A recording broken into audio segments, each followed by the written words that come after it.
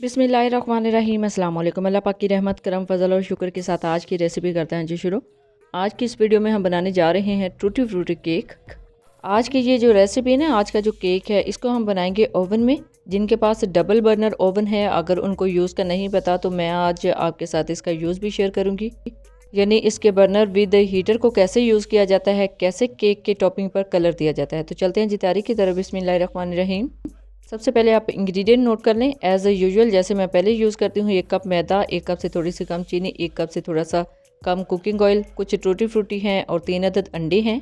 चंद कतरे vanilla essence के जाएंगे और 1 टीस्पून बेकिंग पाउडर जाएगा इसके अंदर। तो ये थी जी इंग्रेडिएंट। चलते हैं नेक्स्ट स्टेप पर। बिस्मिल्लाहिर्रहमानिर्रहीम। यहाँ पे एक बाउल में स्ट्रेनर रख लिया। स्ट्रेनर में ऐड करेंगे मैदा और इसके अंदर जाएगा 1 teaspoon baking powder. Baking powder add करने के बाद इसको अच्छे से छान लेंगे ताकि ये दोनों चीज़ें जो है ना वो यकजान हो जाएं, और यकजान होने का भी यही मकसद है कि केक अच्छे से राइज़ होगा। केक को अच्छे से राइज़ करने के लिए इस तरह छानेंगे। अगर आपके पास स्ट्रेनर नहीं है तो आप सिंपली विस्क के साथ या चम्मच के साथ इसको ऐड करने के बाद मिक्स कर सकते हैं।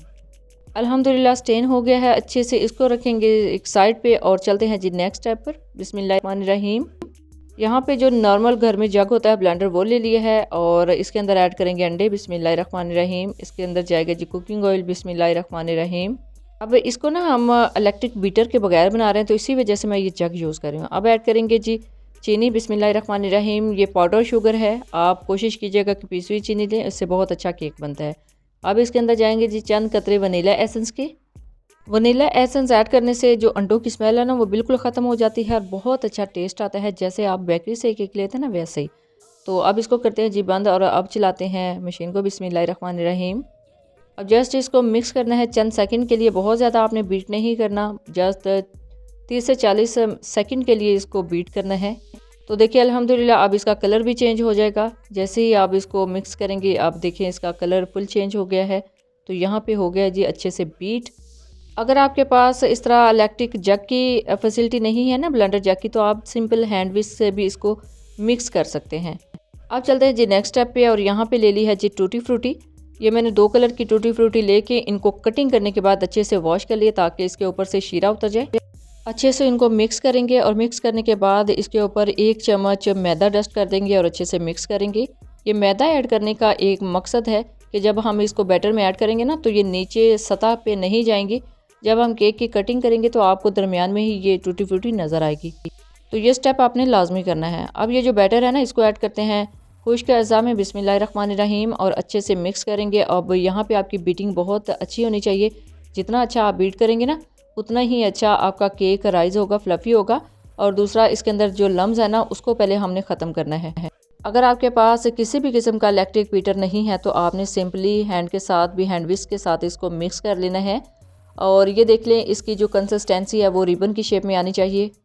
अब ना इसको अच्छे से आपने बीट करना है ताकि इसके अंदर जो एयर बबल्स हैं वो भी ना बने और इसकी जो कंसिस्टेंसी है वो भी इस शेप में आ जाए। अल्हम्दुलिल्लाह बहुत ही अच्छे तरीके से इसको बीट मैंने कर लिया है।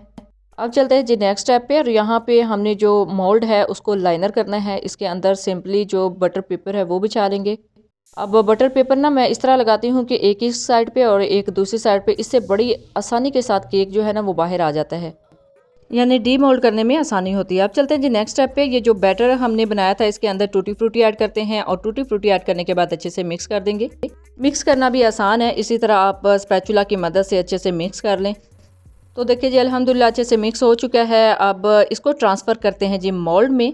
तो कुछ टूटी फ्रूटी मैंने बचा ली थी ताकि ऊपर ऐड करें इसकी टॉपिंग पे। बिस्मिल्लाहिर्रहमानिर्रहीम। इसको ट्रांसफ़र कर देंगे एक मोल्ड में।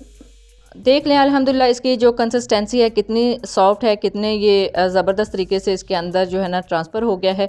अब अच्छे से ना टैप करना है ताकि इसके अंदर जो एयर बबल्स हैं ना वो ना बने। इस तरह टैप जो है ना वो मस्ट किया करें ताकि इसके अंदर जो एयर बबल्स हैं वो जो बाद में कटिंग करने के बाद बन जाते हैं ना वो ना आपको नज़र आएँ।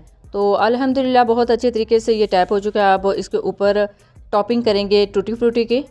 अब करेंगे जी ओवन को ऑन। जस्ट इस नोज़ल को थोड़ा सा पुश करना है, हैंडल को थोड़ा सा पुश करेंगे, बहुत ज़्यादा स्पीड में ना ओपन कीजिएगा। बिस्मिल्लाहिर्रहमानिर्रहीम। और लाइटर की मदद से इसको ऑन कर लेंगे। अभी आप इसकी स्पीड देख लें, स्पीड आपने इतनी रखनी है, इससे ज़्यादा नहीं रखनी।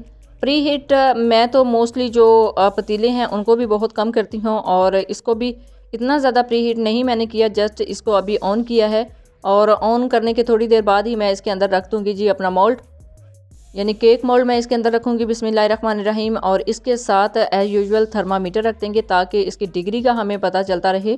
अभी मैं इसके अंदर जस्ट थर्मामीटर रख रही हूँ। अगर आप इसको कर रही हैं प्री हीट तो आप उससे पहले ही रख दीजिएगा ताकि आपका टेम्परेचर जो है ना वो बिल्कुल सेट हो जाए। तो यहाँ पे हमारा जो केक का बेकिंग टाइम है वो स्टार्ट हो गया है। तकरीबन 35 से 40 मिनट के लिए हम इसको बेक करेंगे। जो पतीले की टाइमिंग है वो थोड़ी सी ज़्यादा हो सकती है, तकरीबन आपको 50 से 60 मिनट भी लग सकते हैं, यानी 1 घंटे में भी वो बेक हो सकता है। तो ये देखिए जी अल्हम्दुलिल्लाह केक अच्छे से राइज़ हो गया। इसको करेंगे ऑफ। और अब मैं हीटर ऑन करने का मेथड आपके साथ शेयर करती हूँ। जस्ट सिंपल इसको भी थोड़ा सा ऑन करना है, बहुत ज़्यादा फुल ऑन नहीं करना फर्स्ट टाइम। और लाइटर की मदद से इसको ऑन कर लेते हैं। अब यहाँ पे अभी मैं भी फ़र्स्ट टाइम इसको ऑन कर रही थी, तो अभी मेरा भी इतना ज़्यादा एक्सपीरियंस तो नहीं था, लेकिन थोड़ा सा मैंने इसको ऑन किया था। अल्हम्दुलिल्लाह बहुत अच्छे तरीके से ऑन हो गया है, ताकि ये जो केक है ना इसकी टॉपिंग के ऊपर जो कलर आए, तो कलर के लिए मैंने अभी इसको ऑन किया है। इससे पहले मेरे जितने भी केक है ना इस तरह के जो मैं पतीले में बेक कर चुकी हूँ, उसमें ऑलरेडी कलर आ जाता है, ये नहीं है कि उस पर कलर नहीं आता।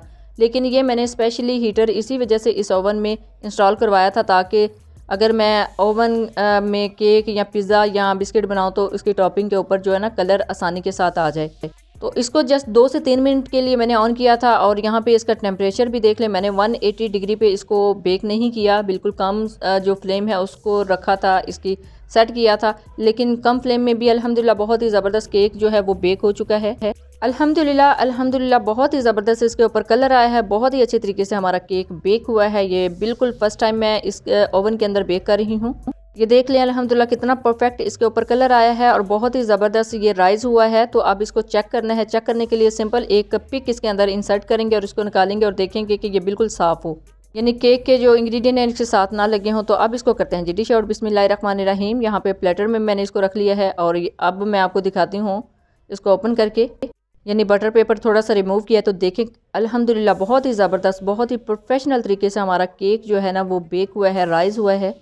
और कलर देख लें चारों तरफ से कितना ज़बरदस्त, कितना परफेक्ट आया है। अब इसकी कटिंग करते हैं। बिस्मिल्लाहिर्रहमानिर्रहीम। कटिंग करना बहुत ही आसान है, सिंपल इस तरह मैं इसको कट कर रही हूँ। आप जिस शेप में मर्ज़ी इसको कट कर सकते हैं। चाय के साथ इस तरह की कटिंग बहुत अच्छी लगती है।